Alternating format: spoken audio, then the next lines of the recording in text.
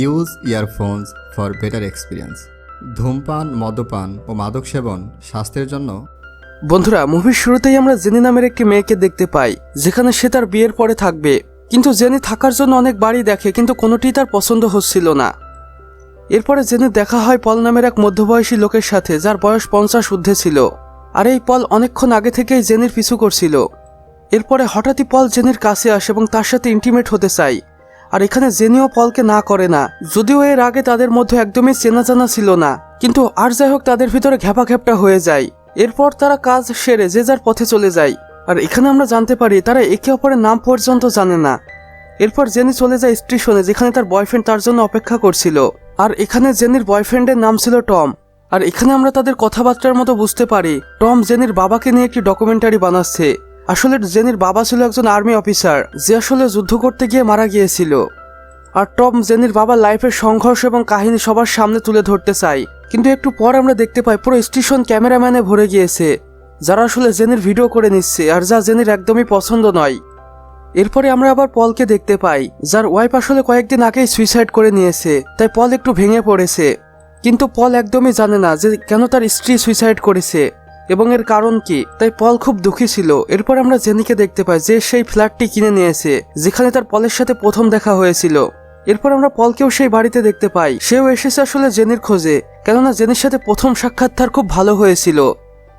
যেমন একটা বাংলায় কথা আছে না, মৌমাছি সবসময় ফুলের সন্ধান করে, ঠিক তেমনই। এরপরে জেনি পলকে প্রশ্ন করে, তোমার নাম কি, তুমি কি করো? আর তখন পল বলে, আমি যেহেতু তোমার সম্পর্কে কিছু জানি না, তাই তুমিও আমার সম্পর্কে কোনো কিছু জানার চেষ্টা করো না। যেমন আছি তেমনটি অনেক ভালো। তাই আজ থেকে আমরা এমনভাবেই অচেনা মানুষের মতো দেখা করব। আর পলের মুখে এমন কথা শুনে জেনির একটু বেশি অবাক লাগে, কিন্তু জেনি আর বেশি কথা বাড়ায় না, সে সবকিছুই মেনে নেয়।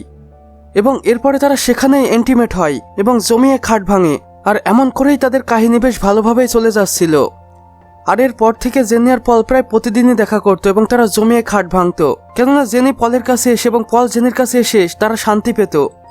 এরপরে আমরা আবার জেনির বয়ফ্রেন্ড টমকে দেখতে পাই, যেখানে টম ক্যামেরা নিয়ে জেনির কাছে হাজির হয় এবং জেনিও টমকে ক্যামেরার সামনে তার পিতার সম্পর্কে সবকিছুই বলে। এবং সেই দিনটি পুরো ভিডিও শুটেই চলে যায়, কিন্তু টম কাজের কাজ কিছুই করে না। আর এখানে বন্ধুরা, কাজের কাজ বলতে বুঝিয়েছে জেনি চায় টম তার সাথে কিছু একটা করুক, কিন্তু টম সেটা করে না এবং সেখান থেকে চলে যায়। এরপর জেনি টমের উপর বিরক্ত হয়ে আবারও পলের কাছে চলে আসে এবং তারা আবারও ইন্টিমেট হয় এবং জমিয়ে ঘ্যাপ করে খাট ভাঙে। এরপরে শুয়ে শুয়ে জেনি যখন পলকে তার বয়ফ্রেন্ডের কথা বলে, তখন পল জেনিকে থামিয়ে দেয় এবং বলে, তোমার বিষয়ে আমাকে কোনো কিছুই বলবে না এবং আমার বিষয়ে তুমি কোনো কিছুই জানতে চাইবে না, আর এটাই আমাদের রুলস। আর তখন জেনি বলে, হ্যাঁ, সবকিছুই মনে আছে, চলো আবারও সেকেন্ড রাউন্ড শুরু করি। এরপরে তারা আবারও ইন্টিমেট হয় এবং ঘ্যাপ করে খাট ভাঙে। আর এখানে আমরা বুঝতে পারি জেনি ধীরে ধীরে পলের উপর আকৃষ্ট হয়ে যাচ্ছে এবং সে পলকে ভালোবেসে ফেলেছে। তাই জেনির পলের সম্পর্কে জানার কৌতূহল একটু বেশি। আজকে তারা একসাথে সময় কাটায় এবং অনেক মজা করে। আর এখানে সত্যি বলতে জেনি একদমই জানে না যে পল আসলে কে এবং মানুষটির আসল পরিচয় কি। এরপরে টম আবারও ক্যামেরা নিয়ে জেনির সামনে হাজির হয়, কিন্তু আজকে জেনি টমের উপর ভীষণ রেগে যায় এবং টমকে মারধর করতে থাকে এবং বলতে থাকে, আমি যেটা চাই সেটা তো তুমি কখনোই করবে না, তাই তোমার সাথে আমার কোনো সম্পর্ক থাকতে পারে না। এরপরে আমরা দেখতে পাই তাদের ভিতরে লড়াই তো হয়ে গিয়েছে, কিন্তু আবার মিলও হয়ে গিয়েছে। এরপরে আমরা আবারও দেখতে পাই জেনি দুঃখী থাকার কারণে সে রিল্যাক্স হওয়ার জন্য আবারও পলের কাছে চলে আসে এবং সেখানে এসে জেনি তার জীবনের সমস্যাগুলো পলের সামনে তুলে ধরতে চায়, কিন্তু এবারও পল তাকে না করে দেয় এবং জেনিকে বলে, আমাদের সম্পর্ক শুধুমাত্র খাট পর্যন্ত, এর বেশি আর কিছুই নয়। আর পলের এমন আচরণ দেখে জেনি সেখান থেকে চলেই আসছিল, কিন্তু পল তাকে আটকে ফেলে এবং জোর জবরদস্তি তার সাথে ইন্টিমেট হয়। আর পল এইবার আচ্ছা করে জেনির পিছন রগড়ে দেয়। যদিও তার প্রথমে খুব ব্যথা করছিল, কিন্তু এখন তার এই ব্যথাটিও অনেক উপভোগ্য লাগছে। আবার অপরদিকে আমরা দেখতে পাই জেনির সাথে টমের কাহিনীও বেশ ভালোভাবেই চলছিল। তারা একে অপরকে ভীষণ ভালোবেসে বলে জানাচ্ছিল এবং এইবার তারা একে অপরের সাথে বিয়ের প্ল্যানও করছিল। আর এইবার আমরা প্রথমবারের মতো জেনির ফ্যামিলিকে দেখতে পাই, যারা আসলে জেনিকে বিয়ের ড্রেস ট্রায়াল দেওয়াচ্ছিল। কিন্তু জেনির এসব শপিং টপিং ঝুটঝামেলা একদমই ভালো লাগছিল না, তাই সে আবারও রিল্যাক্স হওয়ার জন্য পলের কাছে চলে যায় এবং জেনির পর্নে সে বিয়ের ড্রেস দেখে পল একটু বেশি পুলকিত হয়ে যায় এবং জেনি বলে, আমি তোমাকে ভীষণ ভালোবাসি। কিন্তু পল তার এই কথা এবং সেতে কোনো প্রকার গুরুত্ব দেখায় না। পল শুধু জেনির দেহটি ভোগ করতে পারলেই হয়ে গেল। এরপর তারা আবারও ইন্টিমেট হয় এবং পল বলে, তুমি এবার গোসল করে এসো, এবং গোসল করতে গিয়ে তারা আবারও এক রাউন্ড খেলে। আবার অপরদিকে জেনি আর টমের বিয়ের তোড়জোড় চলছিল, কিন্তু জেনি আর এখন টমকে চায় না, সে পলের সাথেই থাকতে বেশি পছন্দ করে। এরপরও জেনি আবারও সেই বাড়িতে পলের কাছে আসে, কিন্তু দুর্ভাগ্যবশত পল সেখান থেকে চলে গিয়েছিল এবং এভাবেই অনেক দিন পার হয়ে যায়, কিন্তু পল আর ফিরে আসে না। অপরদিকে আমরা দেখতে পাই জেনি পলের সাথে দেখা করার জন্য মরিয়া হয়ে গিয়েছে এবং সে পলকে ফোন করার চেষ্টা করে, কিন্তু সেই ফোনটি পল আর উঠাচ্ছিল না। আর এভাবেই বেশ কিছুদিন পার হয়ে যায় এবং জেনি একসময় বাধ্য হয়ে টমকে বিয়ে করার প্রস্তাব দেয়।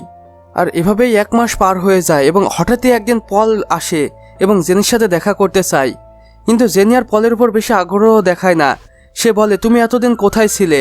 তোমার অবর্তমানে আমি টমকে বিয়ের জন্য হাঁ করে দিয়েছি, আর সেই কথা এখন আমি একদমই নড়চড় করতে পারবো না।